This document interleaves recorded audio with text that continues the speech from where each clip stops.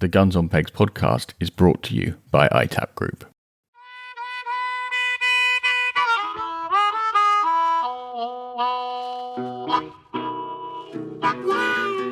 Hello and welcome to the Guns on Pegs podcast with me, George Brown. And me, Chris Horn. Chris, how are you doing? I'm very good. We had a lovely day on Friday. We did, didn't we? I think I don't know. I'm not sure I can choose my favourite podcast shoot day. I think that would be like choosing between my kids. But I really enjoyed it. I did. I've been so unlucky. We've had 4 of these over the years now, and I've been ill for 3 of them. I don't know what it is about podcast shoot days, but next year I'm going to go Thames Barge just to make up for it. I think you were the least ill this time. Yeah, least ill. Last year was food poisoning on the peg, like the worst of ills. Yeah. This one was just the least ill, but just enough to stop you like going full steam ahead. But honestly, the community of the Most Noble Order of the Garters is just one hell of a thing, isn't it? Such a lovely group. I'll tell you the other thing that, we've done 4 of these now, and there are a select handful of people who've been to all 4. And when you have that sort of continuity, sort of traditions begin to emerge, don't they? And what I'm enjoying is that each year, something that you can immediately identify as definitely going to be a tradition in future years starts to emerge. So last year, Angus brought along his collapsible bar with the Most Noble Order of the Garters seal on it. This year he brought along a new and improved version that fits in a smaller car. But the V2 best, of Garter bars. The best edition this year is the Most Noble Order of the Garters flagship in the Fort Phillips ancient defender. And a fantastic flag on a good bit of hazel. I just thought it was so fun having that as part of the convoy. Yeah, it looked like a proper military convoy, didn't it? On an old defender. It's because the Garter group now is nearly 200, is it not? I think it's probably more than that. But if you're not, we've got a WhatsApp group for people who have a set of Garters. If you're not on the group, send an email to pod@gunsonpegs.com and we'll get you added. Obviously, send your mobile number because we must do more of these events. But we're going to do a sim day in springtime. We'll more on that in due course. But the point being, we must get more and more people together because they are so much fun, and that's what shooting's all about. Couldn't agree more. I'll tell you the other good thing to come out of the weekend is I'm pretty sure I've convinced our host, Frank Body, to come on an episode of the podcast in the not too distant future. And he is such a character and has been running shoots in that part of the world for such a long time. He's an absolute legend. And, to have him on in his final season running shoots, I think will be pretty special. Yeah, so it was. Keep an eye out for that. It was really lovely to be up there because he's been such a fan of Guns on Pegs and we've helped him a lot over the years. He was one of the earliest, and to be up at his shoots in the last, we've only got a month left of his sort of shoot owning career, as it were. It was really, really nice to be up there. So it'd be awesome to have him on. Funny guy, very funny, and runs a very tight ship. And it was all just so much fun. Anyway, Chris, I think enough about how much fun we've been having. Perhaps you'd introduce our guest. Absolutely. So today we have a shotgun collector and a wing shooter, which gives you a hint of his nationality. He is the host of his own popular podcast, A Break in the Action, which many listeners will be familiar with. George has even appeared on it. And earlier this year, he gave up a career in finance to become the advertising manager of the much-loved US magazine Shooting Sportsman, which Guns on Pegs has done a lot of work with over the years. So please put your hands together and give a very warm welcome to the podcast to Ryan Doughty. Appreciate that. What a great welcome. Thank you.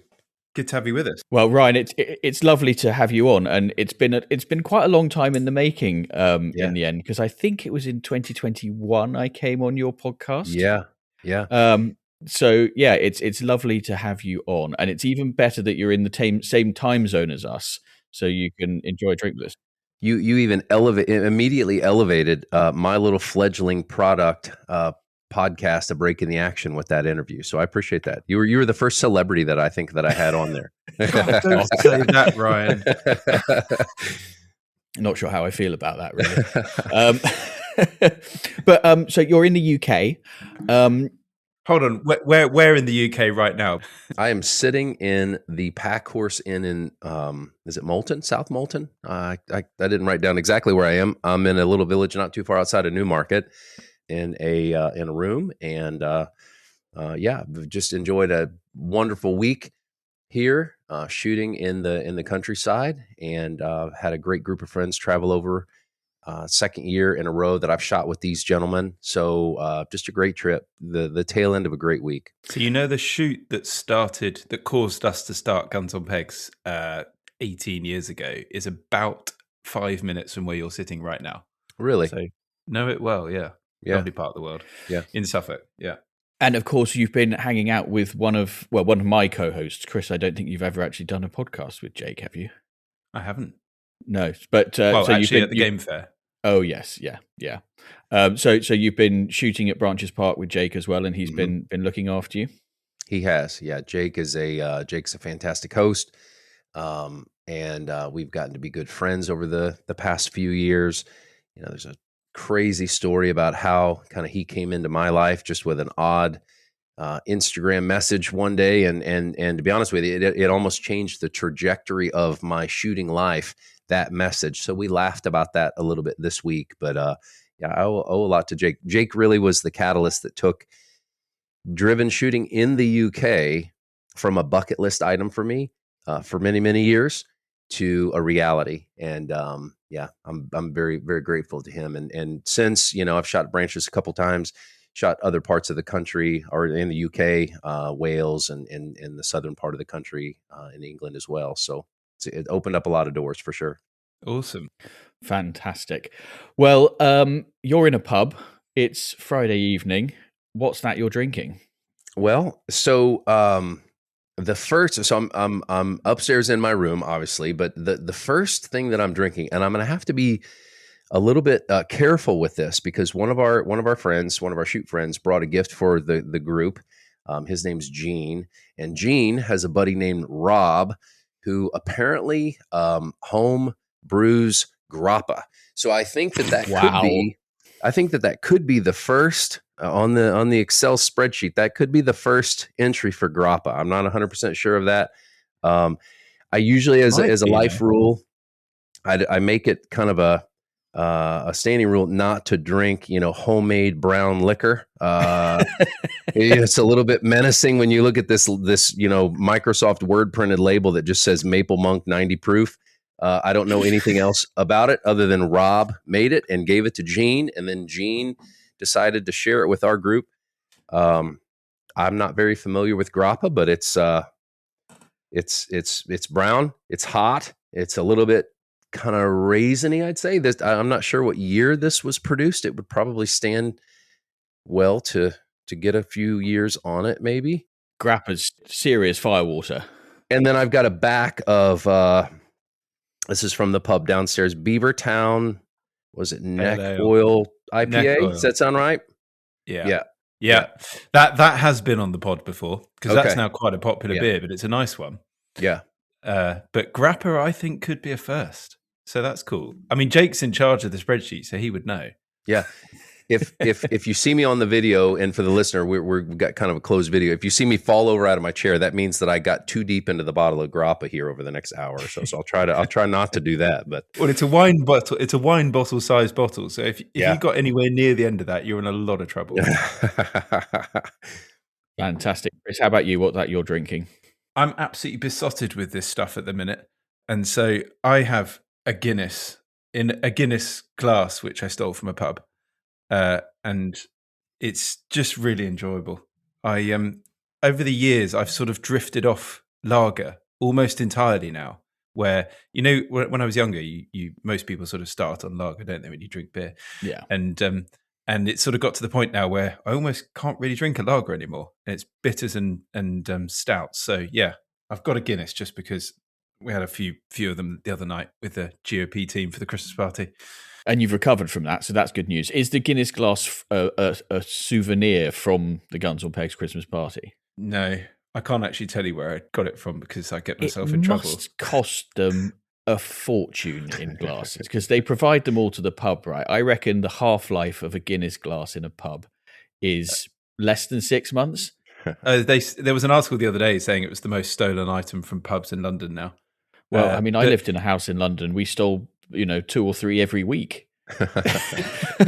They're such good glasses, but it's got to just go straight on the marketing bill, doesn't it? I mean, I wouldn't worry about that whatsoever if I was Guinness. Well, it's great marketing, isn't it? The fact that you're holding it up to the camera now. Exactly. We've fallen into their trap. Yeah. Ryan, how big is Guinness in the US? It's huge. Yeah. Guinness is great. Very popular. Yeah, for sure. I mean, I don't know if it's as popular as it is here in the UK, but Guinness is a huge brand in the US. But obviously, St. Paddy's Day is absolutely massive in the US. Arguably bigger in the US than it is in Ireland. Yeah. Yeah. So the part of the country that I actually live in is just a few hours south of Chicago.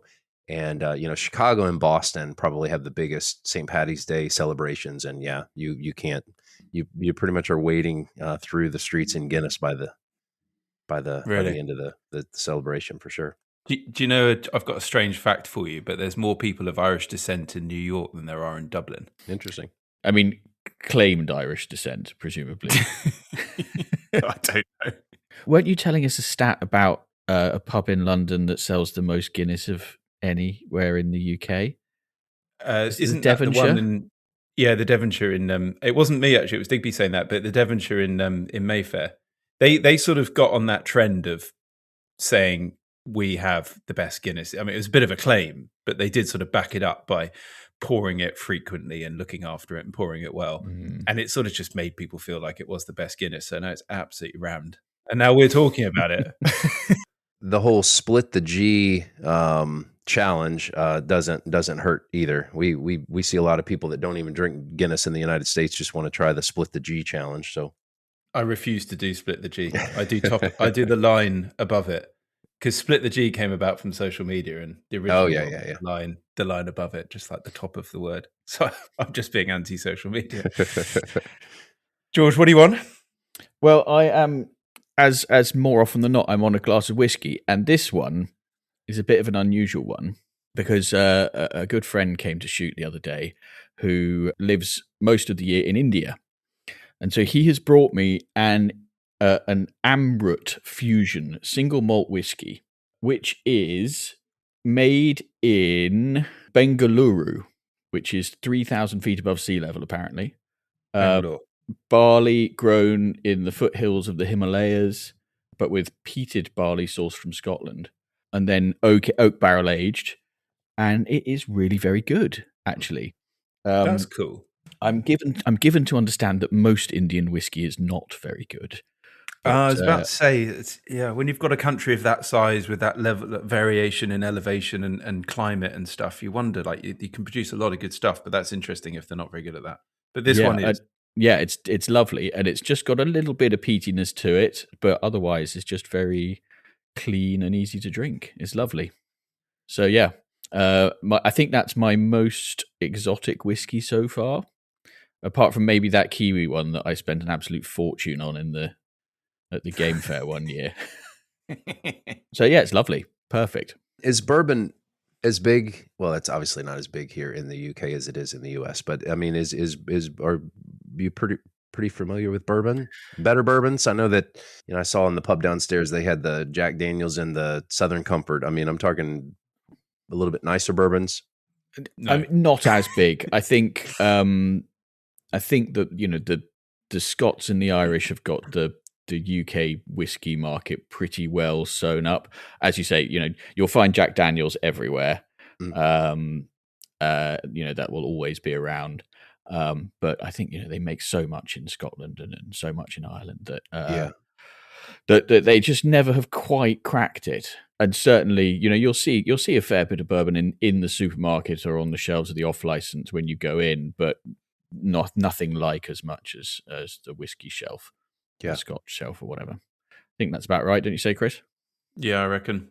I've had one or two on the podcast over the years, and I've enjoyed them. I'll have to figure out a way to send you one of my favorites, and it's not exceptionally rare. Even though it's got a name that's says rare, Eagle Rare, just a good. It's sort of hard to find. It goes through these peaks and valleys of very available, and then you can't find it for months. But it's a really it's just a nice bourbon. And so again, where I live in the country, I told you I'm south of Chicago by several hours, but I'm only about 40 minutes north of bourbon country in Kentucky. So we get a lot of very unique, interesting, sometimes obscure bourbons that just kind of come through the shops there, and it's a lot of fun. That's pretty cool. I think that's one of the fun things about deciding that you have a particular style of drink that is yours, is you then get to sort of geek out a bit and find the unusual ones and try things from use different techniques and different styles and all that sort of thing. That's what I've enjoyed about my whiskey journey. So yes, I shall look that out. Thank you very much. Right, now that we all have a drink, though, it's time to turn to the email inbox for a section called Whose Bird Is It Anyway? Ryan, as you probably know, this is the section where we ask our listeners to write in with their shooting dilemmas and quandaries and queries, and we do our level best to help them out with some advice. And this episode's Whose Bird Is It Anyway submission comes from someone we shall call Chaplin, who corresponds thusly. Hi guys, please find attached my Whose Bird Is It Anyway? The Great Scottish Navigation Fiasco. Confessions of a Damp and Flustered Organiser. For the past 2 years, it has fallen to me to organise the annual University Boys Shooting Trip. The inaugural Devon Day on the Blackdown Hills was such a roaring success that I felt compelled to up the ante. With everyone on placement years and budgets slightly healthier, I set my sights on driven partridge in Scotland, presented like grouse. A modest bag of 125 birds was booked. Deposits were paid, a luxurious Airbnb secured in Charleston of Aberlour, and the group chat was buzzing with anticipation. My reputation as master of ceremonies was secure. The convoy of 2 trucks headed north, spirits high. The Airbnb was a palace, a large country house. You've outdone yourself, was the chorus. The pre-shoot evening commenced with fine wine, local beer, tenants, and a feast. As host, I was basking in the glow of a job well done. Retiring to the facilities for a moment of quiet reflection, I thought it prudent to simply double-check the shoot's location for the morning, a mere 20-minute drive, or so I believe. And here he has written a rude word, which I'm not going to say. A cold dread washed over me. A frantic Google search revealed the catastrophic truth. There are not 1, but 3 Tolkien sporting estates in Scotland. I had, with impeccable incompetence, booked our lodgings at the most northerly one. Our shoot was a soul-destroying 2 hours further south. Oh my God. Sheepishly, I reconvened the troops. My confession of monumental idiocy was not met with anger, but with howls of laughter and a symphony of you absolute, and here he's written another rude word. Thank God for forgiving friends. Thus, alarms were set for a brutal 6 a.m. departure. The correct what 3 words location was engraved in the group chat. The 2 trucks left on course and on time. My vehicle, however, containing the now thoroughly discredited trip organizer, made a fateful stop for diesel and fortifying coffee. Here the plot thickened. Upon returning to the truck, my trusted navigator, henceforth known as Passenger Princess, declared Google Maps had reset. No matter, I'll sort it, he said, confidently typing Tolkien Estate into the search bar. Not the pin, not the what 3 words, just the name. An hour later, we pulled up not at a shoot lodge, but at a very confused gentleman's private home. Panic, now full blown. A call to the others. Where are you? Your bacon roll is getting cold. And here there's another rude word. We executed a frantic 3-point turn, input the sacred 3-word code, and hightailed it towards Glen Isla like rally drivers. We arrived to cold bacon rolls, a bruised sporting agent, and 8 very smug faces. And then the pièce de résistance, the weather, 80-mile-an-hour winds. The meticulously planned partridge drives presented like grouse were impossible. The resilient keepering team adapted, driving birds from glens and small plantations instead. The first covey dots, invisible to 3 guns. Yet, amidst the sleet, snow, and horizontal rain, high, fast, sliding partridges on a raging wind, some of the best birds I may ever experience, and one single drive went as originally planned, like grouse, and it was, without exaggeration, phenomenal. The day was a masterpiece of chaos. 80-mile-an-hour winds, 4 seasons in 6 hours, patient keepers built of granite, and a bag shot against all odds. The evening in the pub, fueled by a well-earned dram and dinner, was glorious. A brilliant day born from disaster. Will I be organising again? Probably, because despite it all, none of the other lazy gits want to put their hat into the ring. So, whose bird is it anyway? The navigational meltdown that saw us touring the Highlands, was it ultimately my fault for the original continent-scale booking blunder, or does the blame lie with passenger Princess for his cavalier address input when the correct coordinates were at hand? I can't imagine how he must have felt when he put that first search in the night before. The sweat that must have appeared. Yes. Dear. Oh, my goodness me. I mean, the trials and tribulations of navigating to shoots are hard enough at the best of times, aren't they? Scotland is tricky, though, isn't it? It I mean, is. But I'm assuming they've come from the south. So they've gone 2 hours past it. Yep. They've then gone 2 hours south to get there, 2 hours back to get home again, then 2 hours past it to get home again. So I make that 8 hours of unnecessary driving. Wow. And now, the US is rather bigger, Ryan. And I think bigger. people Yep. wouldn't think so much about driving for an hour to get somewhere. No, it's the US is big, and it's just the part of the country that I live in, and this is definitely not any way, shape, or form a brag. It's actually kind of a ding, but I have to drive quite a ways to get into any birds. You pick the species, and I typically have to, there's some road time involved. Does that answer his question as whose fault is it? I don't know. I don't think that does, but yeah, we're used to road time for sure. I was on the way up to Yorkshire the other day. I was a passenger Princess on the way up to Yorkshire. I was driven all the way up, which is very nice. And we were chatting about how having a bit of a journey does lend a bit more sense of adventure to the whole thing. Shooting at home here is lovely and wonderful, but when you get in the car and you really go on a bit of a mission, it does add something to the whole thing, don't you think? Oh, sure. Yeah, I agree. And I've spoke to that a few times. If you there's something very sweet about only hunting a local and familiar cover, for whatever game you're chasing, whatever quarry you're chasing. There is something very, very sweet about intimately knowing that land and the trees and the topography and everything. But there's also something really, really I don't know, adventurous is the word that's coming to mind.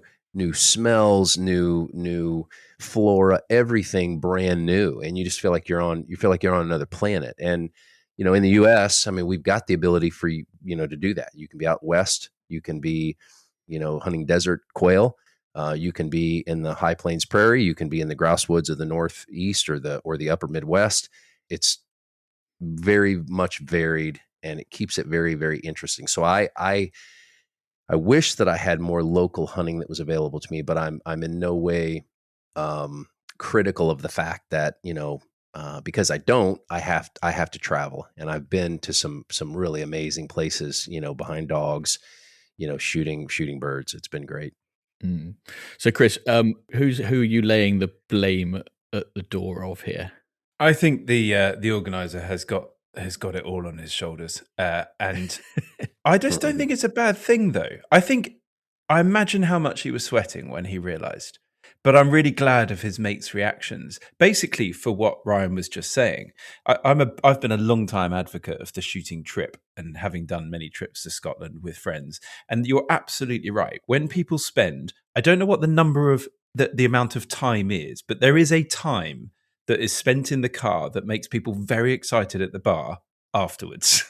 and I think that from the south of England to Scotland is absolutely that amount of time. Might be slightly too long. I'd say that like a sort of 4 hour trip it gets people really excited. They feel like they're away for something. Yeah. And I've been up to Scotland on a number of occasions and had similar conditions to this chap. We had a day cancelled where suddenly we were like, right, how do we get some sort of shooting in tomorrow? And then found ourselves driving a long way to the Black Isle for a day where someone was like, don't worry, we can lay you on something, and basically sort of walked around an estate. And so I can absolutely picture this situation, and I'm really glad his mates responded in the way that they did. That doesn't make it any the less easier for him. Like, as I said, 8 hours driving, but yeah, so his fault. But then if they got a mega Airbnb, does it matter that much? I think you're right. And the other thing, comes back a little bit to what we were saying earlier on about, traditions developing over time. This is obviously something they've done at least once before, and it sounds like they'll be doing again. When you do something with the same or a similar bunch of people, on a regular occasion, you start to refer to, oh yes, that was the year when the so-and-so year. Yeah, that was the year when Chaplin buggered up the Airbnb booking, wasn't it? And that will forever, and it helps you to sort of to place it in time, and it will be a story that gets trotted out for years and years afterwards, and just will bring them all closer together in the end. It's interesting you said buggered up the Airbnb booking. It sounds like he buggered up the shoot booking rather than the Airbnb booking. Oh, what, you think he booked the Airbnb first and then? No, I'm just saying, like, it sounds like the Airbnb was such a winner. Book that again, then find another shoot nearer. Or another one that's 2 hours in the other direction. Out of principle. Yeah. I mean, the only problem with a 2 hour thing is, like, you can probably get away with that before the day. 6 a.m, like, I know it's tough, but it's not the end of the world, right? You get there and you're all excited. After the day, they said, like, we went to the pub. I think they said they went to the pub for a drink. The 2 hour drive from the shoot back to the place to then go to the pub for a drink, that's got to take some time. Yeah, that's going long. to be like, yeah. That's an annoying amount of time, because they end up getting back and then half of them like, I'm just going to have a quick lie down, and then you don't see them for 2 hours because they fell asleep. Yeah. I think I'm in agreement with you, Chris, that this is all broadly Chaplin's fault. Because I don't understand how he thinks it's anyone else's fault. Well, because the Passenger Princess did then put the wrong coordinates in when they were halfway there. So I think there's a little bit of shared blame there, but I don't think he'd have been in that position had he not cocked it up in the first place. So yeah, he's put his team in a panicky situation where they have also panicked, but that was all caused by him. Yeah. Ryan, you've been, it's only last year, I think, was your first trip over here. You didn't get lost? No. Great host, great outfitters. So, I mean, that's obviously a big part of it. We didn't have to sort out too many details on our own. But yeah, like I said earlier, daydreamed about this for many, many, many years, and, made it happen in, what would that have been, 2024. And, have since I've been to been on 4 shoot weeks over here in the past 2 years. So, and I've got a couple scheduled for next year. So all good. So as someone new to the UK for shooting, where's been your favorite part of the UK? Like, for all the vibes, you were talking about the topography, the land, the rest of it, the feel. Wales was mind blowing. So my first day here shooting, real driven birds was on a very big day in Wales. And, I kind of felt like I was just kind of dropped into, in our culture, it'd be like the end of the Super Bowl. There's no, you didn't get to practice up and hone your craft. I mean, it was, you were right into the major leagues straight away. It was amazing. It was humbling. It took me, a solid day and a half of our 4 days of shooting to really understand the game. You can hear about it, you can read about it, you can watch videos on YouTube about it. But until you start to see birds that are coming over at 70 yards. I mean, that's all just words. It doesn't mean anything until you see it. And it was really, really, it was amazing. But on the same token, so that was a big commercial shoot. On the same token, here over the past couple of years with Jake, we've had a little bit more of it feels to me like we've been able to participate in what you guys would call just a family shoot. I mean, we're integrated into the entire team that puts on the day. And that is really, really special. That is an experience. The other guns that I bring over, and they're just friends. I mean, this isn't like a commercial operation that I've got. They've all shot commercial, but I think that they would all agree with me that is a really, really unique ability to get to take part in that. So I can't pick a favorite. I mean, it's all good. Down in Exmoor on Partridge, it was amazing. I mean, every trip that I've been on has been amazing in different ways. Yeah, I think cool. It's really difficult to pick a particularly favorite part of the country in terms of shooting, because they all have different aspects and different challenges that make them unique in their own way, and then ultimately it comes down to some sort of sentimental factor rather than the shooting, I always think. Sure. Yeah. So you're right. One to that point, last year we hunt a lot of grouse and woodcock, and those two game birds are typically found on the same hunts. The same day you'll get into both of those. And I've killed a lot of American woodcock, but last year I actually got to take is it a Eurasian or Eurasian woodcock? One of your woodcock that are over here. I mean, that was huge. I mean, that was holding that bird in my hand. That was a big, very momentous occasion for me that I won't forget. So fantastic. Yeah, I think it's really interesting when you talk about the different types of shooting. When you say, I'm interested in your experience having come over to Wales for the first time and then seen, really high bird shooting.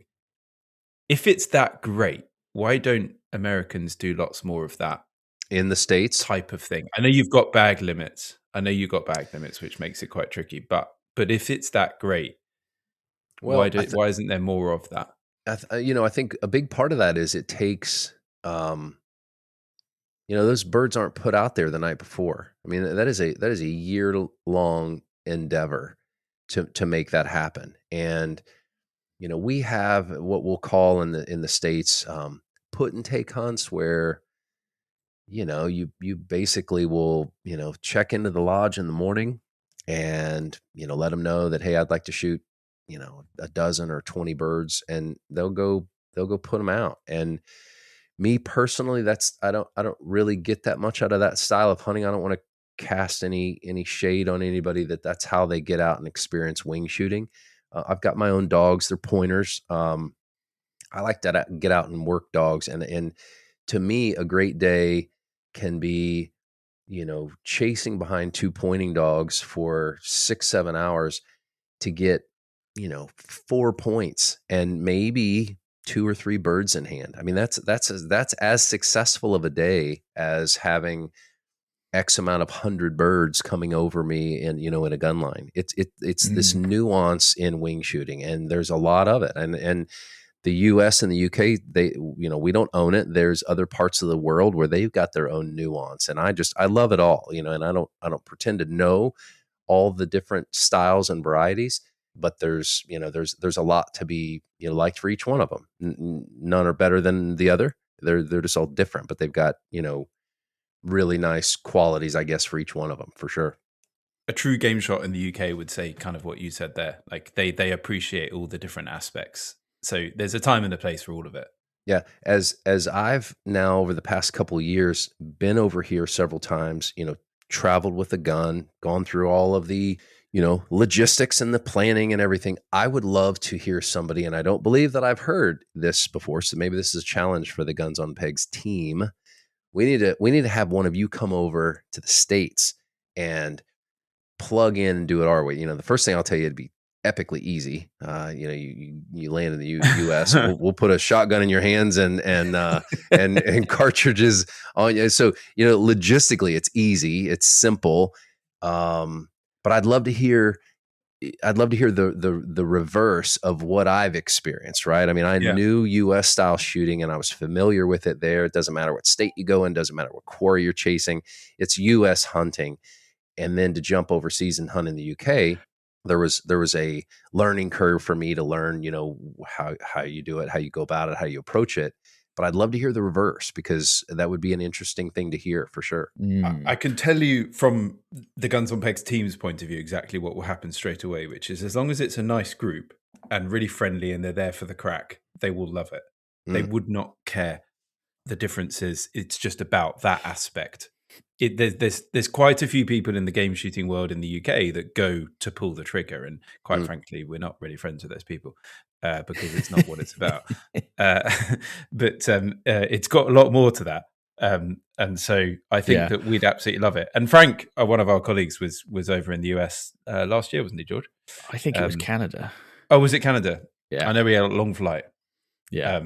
But listen, I want to get onto that a bit later on, but we've still got a little bit of correspondence to do, Chris. Yeah. So this is not an unpopular opinion. It's a follow-up from Oblamov, if you remember him from the previous episode that you and I recorded together, Chris. He wrote in saying that his boss was threatening him to work over Christmas, a time when, crucially, Oblamov had booked himself some smart shoot dates, one of his few opportunities the year, and we suggested that he sack off work in order to go shooting and have some mysterious turkey-related illness to allow him to go shooting. So yes, he's sent us an update. So a classic conundrum for the pod to discuss. And if you haven't heard the episode, we obviously said confront your boss, go shooting at all costs, la di da di da. Right? You can imagine how it went, Ryan. So he writes, "Good afternoon, pod. Firstly, I'm very thankful that you read out my letter, and I'm glad we all came to the same conclusion: to shirk work and go shooting. My better half thinks that would be great to put on a mug and sell in the GOP shop." I do have a bit of an update on my predicament, though. I confronted my boss and confirmed the dates I wouldn't be here as I was away shooting. This lit somewhat of a touch paper in which he accused me of not being committed to helping the company. He continued that I should cancel the day and he wouldn't be paying for any fees, as any money lost serves me right because it's far too much money to spend on a hobby. That money, i.e. my wages, isn't given to me to waste. Finishing with, I should have waited until he had confirmed what days we will be closed for Christmas when he has made his final decision the week before. I felt this was unreasonable. By way of compromise, I will be doing two things. Firstly, I will be taking 3 days unpaid leave, such is the strength of my conviction. But additionally, I will be looking for opportunities elsewhere. Anyway, to brighter horizons. Oh dear, have we just lost someone their job? The pod helping people quit their jobs since 2020. This is great. Sad times, but, sounds like you'll be happier. Well, I mean, yeah, I do not approve of this employers telling people how to spend their wages. No, I think that he really has taken it a stage further. I feel like that's more than a nail in the coffin, isn't it? I think it is, yeah. That's pretty bad. I feel like he has put himself in a situation where he has seen everything he needed to see from his boss to make the most informed decision. And if he hadn't have booked his shooting, he would have tiptoed on for another couple of years, being unhappy. And this is the right outcome. I think we can be reasonably confident that this person's boss doesn't listen to the podcast. But imagine if that was how you found out one of your employees was about to resign. Maybe this is all just a very elaborate resignation process. Should we find out where this chap works? You've got his email. We can find him on LinkedIn and then send his boss the link to the podcast and be like, just so you know, when he resigns, we're fully behind him. It's very good. Well, I believe he's gone one step further, really, which is we said shirk work to go shooting. He's quitting his job to go shooting. It's even better. I think that's the dream, really. Oh dear. I mean, thank you for emailing back in. We now need more updates. Yeah, We let us know absolutely- when you find a new job and whether you've written a certain number of shoot days into your contract. Right. Well, if anyone out here listening is an employer and would like to hire Oblamov, who is clearly a committed person when he gets his mind in the right place, likes his shooting, sounds like a thoroughly decent chap, wouldn't mind the occasional day off to go shooting, then please let us know. Oblamov is looking for a job. Brilliant. So, Oblamov, Chaplin, and now you, Ryan, are the newest members of the Most Noble Order of the Garters and will shortly be in receipt of a pair of the very exclusive Guns on Pegs podcast shooting sock garters. And, as we announced in the previous episode, you can now claim a 3 years membership of Guns on Pegs Premium, giving you access to discounted shoot days and early bird and all that sort of stuff. So that's a lovely little thing to add to being a member of the Most Noble Order of the Garters, isn't it, Chris? Absolutely. I'm glad we've done this because it's cool. And we launched I think you spoke about it on the other episode, but we launched the sealed bids this year. Yeah, which has gone down an absolute storm. And yeah, there's some ridiculous deals to be had through Premium. Well, so Oblamov will be able to take advantage of that with his newfound extensive free time. I mean, if he's quitting his job, he's going to have the whole of January free. He absolutely needs to get that in quickly because then in January he can find himself out there. So just to anybody who's already a member of the Most Noble Order of Garters and you have not yet claimed your 3 years membership of Guns on Pegs Premium, usual process, drop us an email to pod@gunsonpegs.com, put Most Noble Order of the Garters, Guns on Pegs Premium in the subject line, and the team will get that sorted out for you. Equally, if you have got a shooting confession, quandary, or query that you'd like us and our guests to help you with, or if you've got an unpopular opinion or a podcast suggestion or a forgotten drive, or if you'd like to suggest a dream team and you'd like a set of garters and free membership to Guns on Pegs Premium, drop us an email to pod@gunsonpegs.com. Now, George, I've got to interrupt you. So those are pretty rare in the United States. You guys have given out maybe 2-3 sets to there's Americans not many of them. Yeah. I'm in rare air. I like that. I like that very much. Yeah. I reckon there's 10 in existence in the US. It's interesting because, they are now actually the most common garters in the UK. If we've given out, 2 or 3 pairs an episode for 100 episodes, there's a lot of them out there now. We can't keep calling them exclusive. That still means they're exclusive because you can't buy them. Yes, they're just not rare. There has been 1 pair sold, Ryan. Uh-oh. Ever. Can I? Do I have a contract design? Can I eBay these? Are they? There's intrinsic. There's value in these, right? Yeah. I mean, you can eBay them, of course. That would obviously value. I think I've been angling since I had George on my podcast, 3 years ago, to be in this moment to actually get my hands on a pair. So yeah, they won't be on eBay. Yeah. Okay. Cool. But I mean, if they were on eBay, obviously we just haul you in front of the Most Noble Order of the Garter judges, and then your sentence would be decided by them. And I don't think I'd want to be you at that point. But Ryan, speaking of your podcast, and it was a great honor to be asked, can you just tell us a little bit like the origin story of Sure.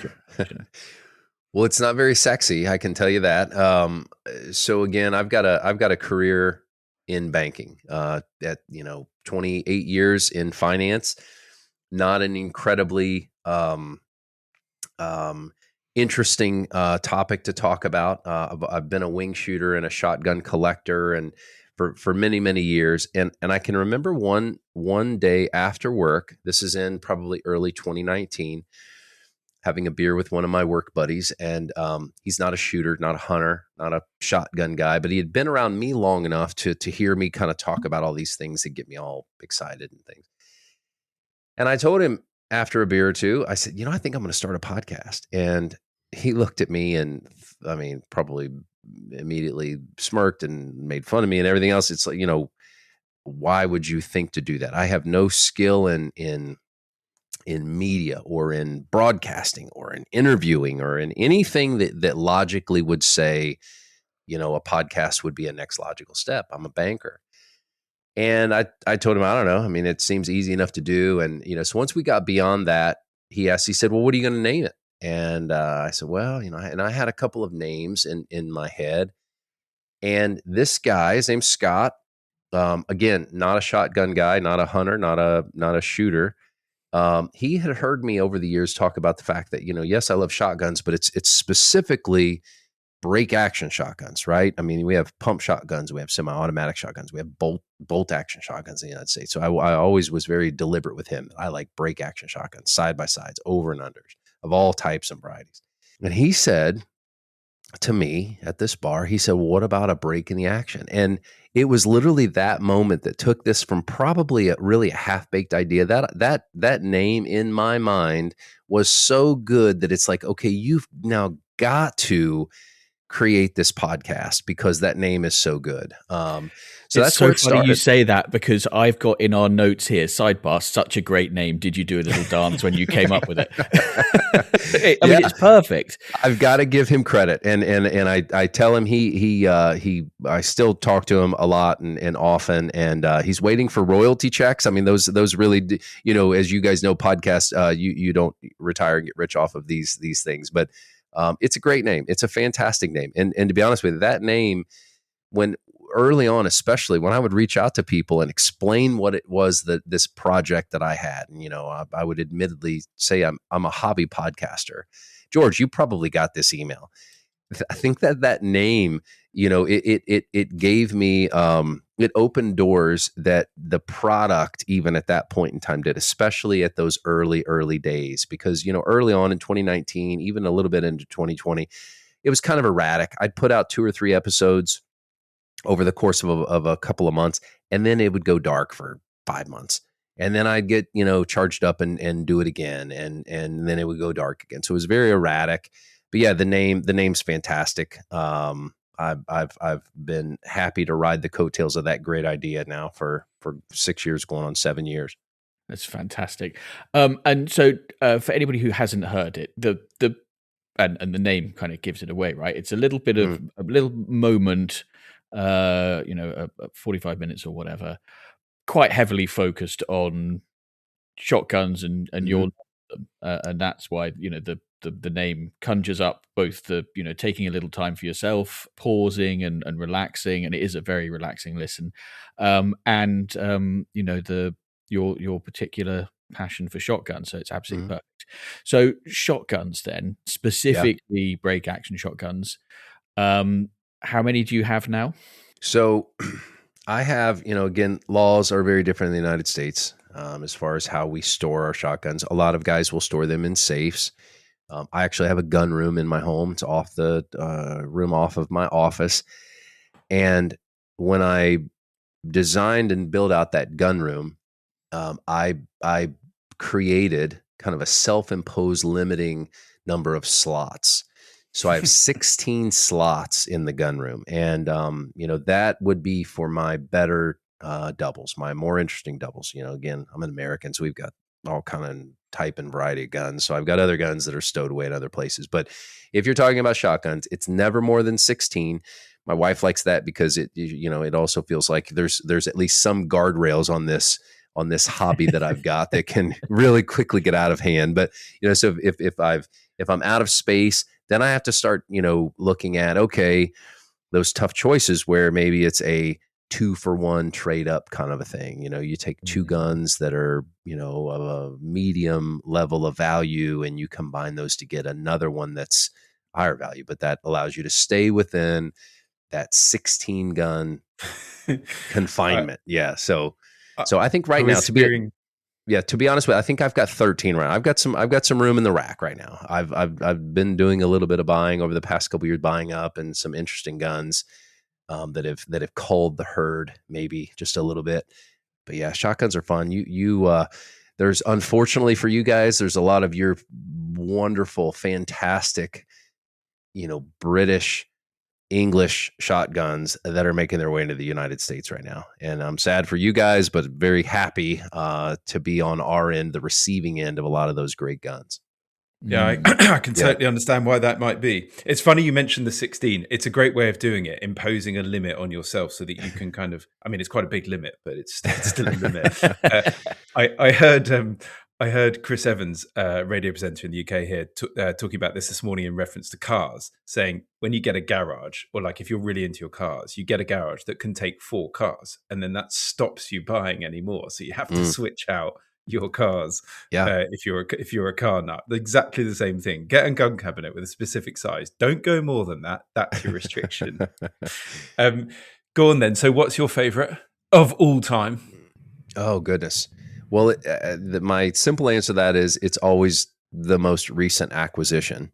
Because like you proper person with a problem. Yeah.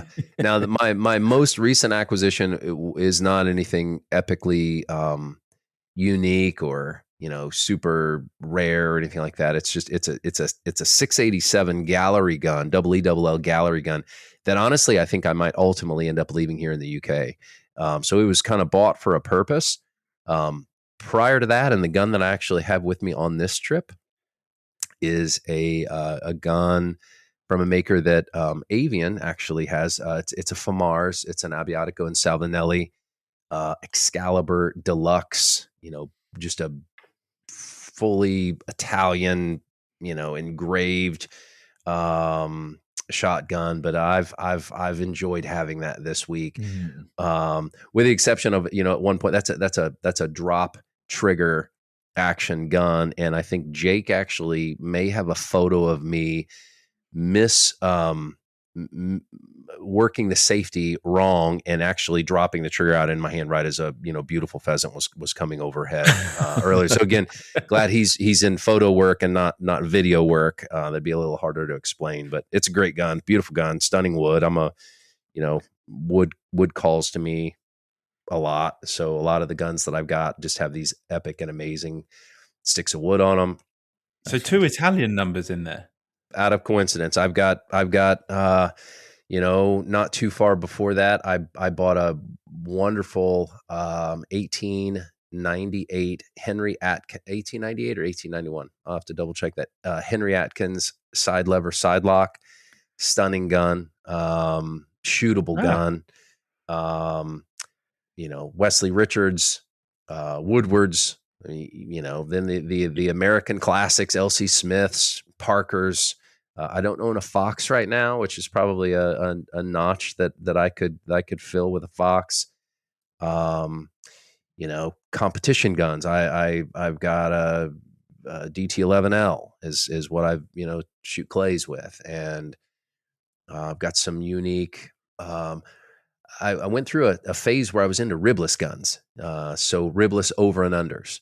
And picked up, it's from an American maker. It's Connecticut Shotgun Manufacturing, and they make some really nice guns. Galazan is kind of their ultra premium line, but it's serial number 2 of this particular model of shotgun. And, in my mind, serial number 2 of anything is pretty cool, because hopefully the manufacturer kept serial number 1, in whatever museum or whatever display that they've got. But serial number 2 was made as a ribless 20 gauge over and under. And it's a beautiful gun, and they've never offered that gun as a ribless configuration. So it's very unique, but I kind of go through phases, and something will catch my eye and I kind of charge down that path. And so your collecting doesn't necessarily have like an overarching theme. It's just guns you like. Yeah, very much so. And I would even say I'm not really a very good collector, because collectors are typically, they're dialed in, they're focused. They might have a collection of one variety or type of gun or maker of gun, and then they can go all the way in on that. I just have this pile of shotguns that, kind of is representative of whatever mood I may have been in when I was kind of in that buying mode, or, in my mind, at least, I like to tick these boxes for, this FAMARS was a proper high pheasant gun. I mean, it is really, really well suited for that. It's not a very impressive collection when you talk to collectors that might have, really, really dialed in on their focus. It's just kind of an eclectic group of guns, but they all. Can we talk about that Henry Atkin for a second? Because that's what I have too. And mine is an 1895 Henry Atkin, but how beautiful are those guns? Oh, they're stunning. Yeah. I a podcast episode, and my podcast, I try often to be, it's almost like story time. And that's really kind of how I like to kind of introduce them. But we'll have a topic, and we'll kind of deep dive into it, whether there's a guest on there or it's just me. But an episode that I'd really like to explore is how the side lever, is yours a side lever, Chris? No, Top side lever. lock, top lever. Yeah. Okay. So mine's a side lock, side lever. And I'd love to know the story of really like the moment in time when that side lever lost the popularity battle to the ubiquitous top lever. And I love a top lever. They're great. But I'm kind of captivated by that side lever. I mean, if you put your face behind enough shotguns, and they always have a top lever right in front of your nose, to not have that, I mean, it's really, really something. And there have been other designs, the snap action under levers and all those. But I feel like that side lever, side lock was really something special. So I'm really, really enamored with that gun too. It's an interesting one. They do look really cool. But and you're right about having it out of your eye line. Yeah. But I do wonder, I'm just thinking from a sort of mechanical point of view, like your hand mechanic almost, like in the heat of the moment, you've got more purchase sort of holding your fingers around the other side of the gun and then closing your grip to push that lever towards you in a hurry to open the gun. Whereas a side lever is a slightly more awkward, you're pushing down, aren't you? And I just wonder, what do you reckon the reason is? So I can tell you that. So I shot a British style driven day in the U.S. So it was in the U.S. We got all dressed up and got to pretend like we were, in the British countryside, but we weren't. But I shot that gun for that day. Never had even a second's hesitation. Really manipulating that action. I've talked to people smarter than me that said that system is it limits the spring strength of the gun.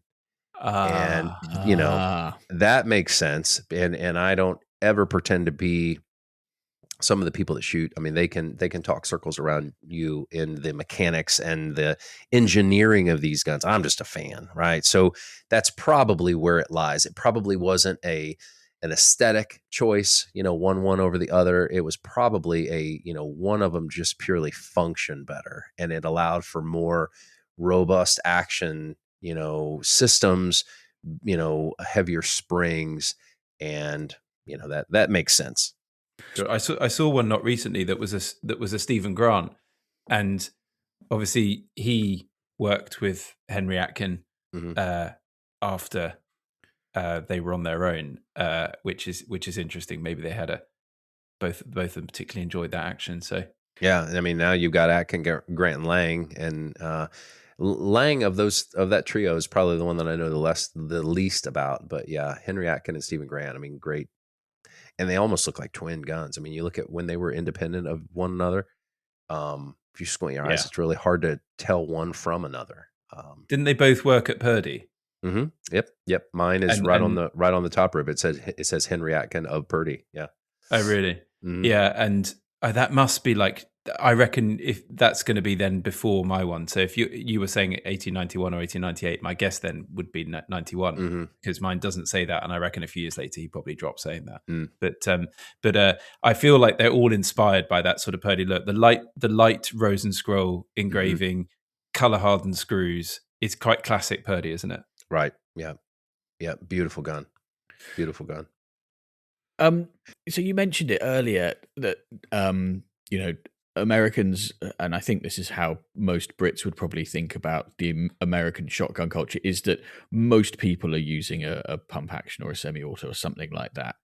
How big is the culture sort of around as traditional break action shotguns in the States, or is it quite a niche little area? I would say it's huge, and it's really growing. And again, that's coming from the standpoint of the people that I interact with. Obviously I've got a podcast that all we do is talk about break action shotguns, and to this day, the only bit of hate mail that I've ever gotten, and I say hate mail loosely, but I got a very critical email from a gentleman who, after professing years ago that probably of all my shotguns, the one that I've taken the most game with at that time was a Benelli Legacy 20 gauge semi-automatic, because I used it for grouse hunting for years and years and years. And to even mention a semi-automatic shotgun on a Break in the Action podcast, this gentleman, hopefully he's not listening to this podcast, but he's like, sir, you have lost your way. I mean, he was absolutely so. I showed this email to my wife. I'm like, what if I'm getting like hate mail?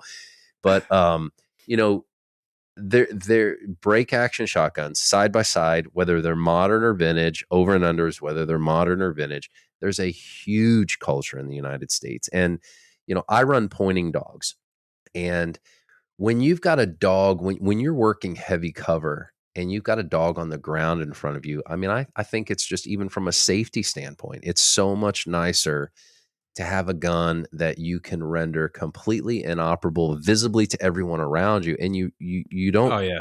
You don't really have that with a semi-automatic. I hunt with semi-automatic shotgun. I've got them, but if I'm, if I'm going into the woods with someone that I'm unfamiliar with, especially if my dogs are on the ground in front of them and they show up with a semi-automatic shotgun, whether I say something or not is maybe not the point I'm trying to make, but I'm probably going to be incredibly nervous that entire day. I would prefer to hunt with guys with doubles, and the vast majority of the time, the guys that I hunt with, the guys that I talk to, the guys that communicate me because of the podcast, they're hunting with doubles. And there's a real big resurgence in the United States for doubles. I wanted to ask about this comment because you mentioned obviously a lot more coming over from the UK. Is this because the secondhand market in the UK has kind of been flooded as people are wanting to shift to a more modern gun, especially with the adoption of steel shot or non-lead shot coming in? Is that what you think's triggering that? Yeah. So, we still have the ability, and it's not even on the radar to switch exclusively to steel. So some of these vintage guns that might be a little bit more worrisome to flex into using steel cartridges, steel shot. They're making their way to the U.S. So we are getting some really, really nice vintage guns. I don't really know if that's also being driven by the popularity. I mean, I wouldn't even know. Is there like a big push for people to shoot semi-autos like on a sporting clays course or something? Is that because in the States, again, I'd say that there's as many people, if not more, that are shooting break action guns over and unders predominantly when you're out shooting sporting clays, as opposed to, semi-autos. My guess would be that it's more cultural. So like driven shooting in the UK is just, it's got higher and higher, and you need a bigger and bigger over and under to take the cartridge that realistically you need to use to shoot that bird cleanly. Now, there's a big old debate in there anyway, but I think it's more of a cultural thing than that people want a big old heavy OU. Yeah. And honestly, I think that thing's going to go full circle. I really do, over the next 20, 30 years. Hoping that we're obviously able to be shooting. Of course we will, Chris. Come on. I was just thinking about the semi-autos and pump actions and stuff. I would say that those are almost exclusively used for wildfowling and pest control in the UK.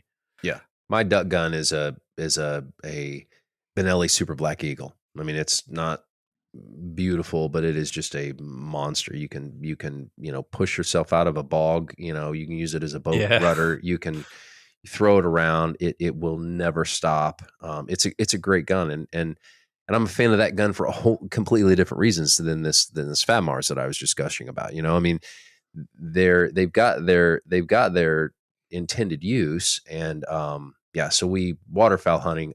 I don't personally hunt with a double when I waterfowl hunt.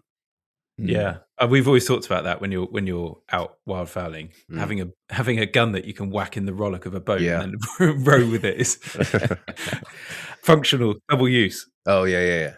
So with this resurgence in interest in these traditional guns, do you think there's a growing interest in shooting in the UK? Because I've spent some time, like we all have, I suspect, watching shooting videos on YouTube, and it seems to me that amongst the US commenters on those YouTube videos, there's kind of a clear split.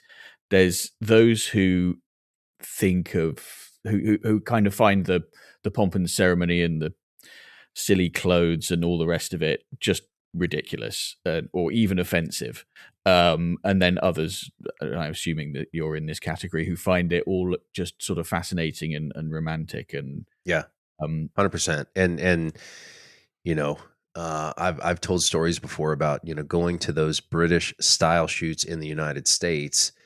You make sure your car's gassed up because you don't want to stop at a gas station and breeks and, you know, a shirt and tie and get out and gas up in, you know, Southern Illinois or wherever. I mean, you know, you'll get all sorts of strange looks. So yeah, there's definitely a split, but the wing shooting community is huge in the United States. And there's room for, you know, there's room for all sorts of different ideas on what is interesting and cool and what people want to do. And, you know, I've got hunting buddies that I've hunted with for years and years and years that cannot, they laugh. They think it's just silly that, you know, I've got now a couple of different sets of shooting tweets. And, you know, I get so excited about that aspect of the, you know, the wing shooting hobby. And then on the other hand, you know, a couple of weeks ago, I was up in the extreme part of the state of the extreme northern part of the state of Michigan, just plowing through, you know, nothing but briars and popple, you know, for grouse. And you're, you know, the clothing you wear there is not, it's not like I show up in a shirt and tie and breeks and welly boots to do that. I mean, I think that there's, you know, there's a place for all of this stuff. I try to educate a lot of people that, you know, hey, it's really cool. You know, you need to dig into this. You need to give it a chance. And it's not just there. Something that I have it's really resonated with me. You know, the clothing that you wear to shoot, and George, you spoke on this on my episode a couple years ago. It's all purpose. There's a purpose for all of it. It's not just for show. It's not just a look, but it's technical clothing. It serves a different technical function maybe than what we're used to in most of the shooting scenarios in the United States. But it's perfectly suited and for the type of shooting over here. So it's not just a costume. It's got a purpose. Yeah. That's really, really interesting. It's funny that the tie always seems to be the thing that most upsets the people who find it ridiculous, which is something we talked about at length on this podcast as to whether it's an affectation. I wonder how much of that is just a lifestyle thing. You know, I told you I had a career in finance, and so I've had a tie around my neck a lot. So, you know, if somebody to ask me to, you know, a tie is appropriate for today or not, that doesn't even hit my radar as far as, you know, something off or odd. Some guys in the United States haven't had a tie around their neck ever, you know, so unless it's a funeral or something like that. So that's probably just a lifestyle thing, just a cultural thing, different. Yeah. So Ryan, we're going to have to wrap up reasonably soon. But first of all, I wanted to ask you about shooting sportsmen. So you said earlier that, you know, you're not going to get rich off making a podcast, but I think it has led to an opportunity. Yeah. So another funny story, you know, years back when the podcast was maybe just starting to get its wheels turning regular, but still slowly, you know, I thought, okay, you know, I need to try to figure out if I can get a sponsor for this podcast, you know, somebody, because it costs money to do this. I mean, all of this stuff, the equipment and the hosting and all that, putting it all together. And I had in large part kind of patterned what I do off of really two magazines in the United States. One of them is no longer with us. They kind of retired it right around 2020. That was called the Double Gun Journal. But the other one was Shooting Sportsman. I'm a big fan of periodicals. I love my wife and I on a Saturday. You get up early, you have your coffee, the sun's coming up, flip through the pages of your favorite, you know, periodical that you might subscribe to, and it you know, could be a lifestyle periodical, it could be a shotgun periodical, hunting whatever. I mean, but I like that. I like that tradition. So I reached out to. Took me a while to figure out how to actually talk to this gentleman, but I reached out to at that time the publisher of Shooting Sportsman and kind of pitched this idea. You know, kind of a little bit bigger than my britches maybe, and pitched this idea, say, hey, you need to sponsor this podcast. And he kind of laughed at me and said, 100% no. But thanks for calling. And, I kept him on the phone and we talked a little bit. And over time, I got to be, our conversations got to be more regular. This is again over several years. We, even started to kind of just talk outside of the scope of any kind of business kind of talks and things like that.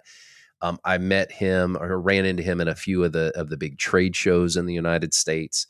And long story short, January of this year, he reached out to me and he said, hey, I don't know if you might know of anyone who might be interested in this opportunity. And specifically, well, I won't even get into the specifics of what I do. It's not important, but it's sort of, it's charted to be kind of a handoff from him to someone else in time, in a year or two. And I took that message home to my wife. Again, he said, I don't know if you know anybody that is interested. And I told my wife, I said, I think he might be thinking, he might be kind of asking or fishing to see if I'd have any interest. She's like, oh no, he knows you talk with a lot of people and he's wanting to see if you know of anybody in the industry, which again, a hobby podcaster, I didn't really consider myself in the industry. I was still an outsider. She said, I think he's just trying to see if you might know of anybody. So I disregarded her advice on that and talked to him the next day. And I said, hey, I might be interested. And he said, well, I was hoping you'd say that. So long story short, I am now on staff with Shooting Sportsman magazine. And to listeners in the UK that might not be familiar with it, Shooting Sportsman is a 37-year running magazine in the United States, which is in our culture, that's a long time. I mean, it's got a good tradition behind it. Great readership still, which, periodicals, over the past, 10 or 15 years, been a massive decline, but it's got a great content focus. So we've got still a robust readership, subscribership. And, I'm kind of plugged into that world now. I'm on staff there. I kind of work on a handful of projects. It was my influence that Shooting Sportsman actually announced their first ever international driven shoot to our readers. We have some adventures that we put out to our readers, and that sold out in a matter of a few days. So I took that as kind of a little bit of an attaboy. And yeah, hopefully the influence that I bring will, be good changes for the mag, not necessarily changes, just new things, I guess, for the brand. Yeah, that's so exciting. And so for people who don't know Shooting Sportsman's vibe, I mean, I would put it in a similar category, I guess, to The Field, in that it's quite sort of glossy and very kind of storytelling focused for the most part. Right. We've got great writers, great editors, wonderful photographers, a lot of which, would be familiar names that you guys know here in the UK, the Simon Reynolds and the Sarah Farnsworth. I mean, those are all kind of plugged into our world as well.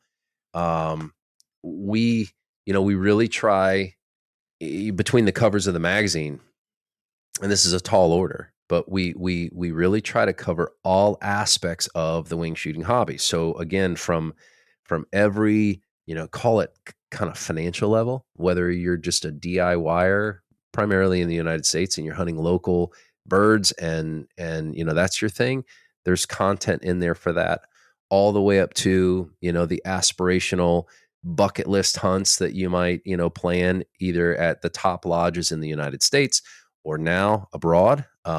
Same with shotguns. I mean, you might see advertisements for $900 shotguns all the way up to, the sky's the limit. I mean, we've got all the big boys advertise with us. So it's a tall order to cram all that in there.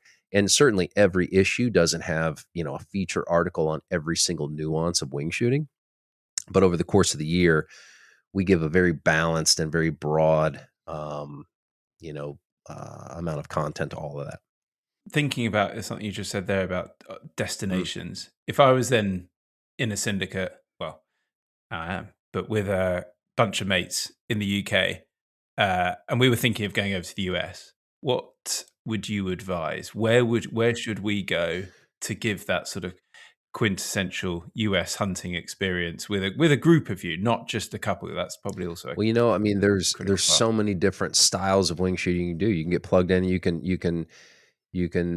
hunt waterfowl at a top lodge. You can hunt quail at a a storied plantation in South Georgia in the Georgia pines. Mule driven wagon. I mean, that's one facet of it. We've got one of my favorite things to do is wild pheasant behind pointing dogs in the high plains prairie. There's so first thing you need to do is dial in on, okay, what really is pushing my button? What am I wanting to go after first, right? Then from there, just like any good consumer, you start to do your research. What are some of the good reputable lodges we have? And apologies for the plug for the magazine, but we have endorsed lodges, right? So we have lodges that we've vetted, and they are some of the top producing in their space. There's some of the top producing lodges where you can be guaranteed the quality of the hunt is going to be top notch. The accommodations are going to be top notch. The hospitality is going to be top notch. So all that homework can be done for you. And we're not the only, person that's doing that in the United States.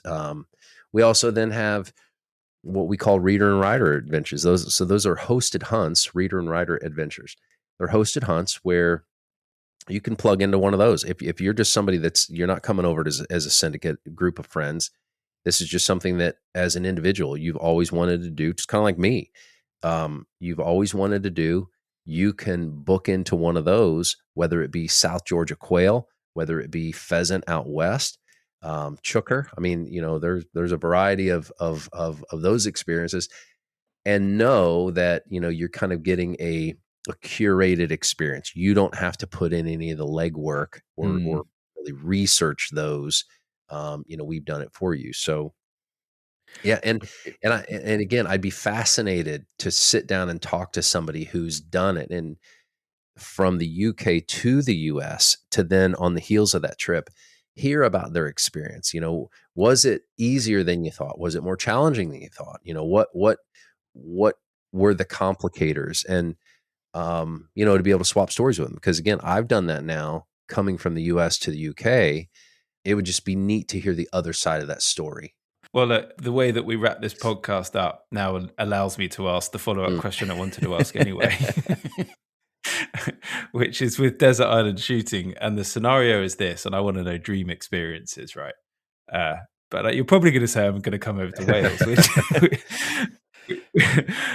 So the scenario is that the extinction level event asteroid hits tomorrow. Your affairs are in order, loved ones and enemies reconciled, dogs fed, tomatoes watered. Your last day begins how? Where are you going? What are you doing? So I've had this answer actually prepared for a long time, in hopes that someday I'd be sitting here behind a microphone on this show. And really, and this is with all honesty, it would be kind of a take me back hunt, because about 15 years ago, a little bit longer than that, maybe 17 years ago, I had really just gotten into not wing shooting, but my own dogs, having my own pointing dogs.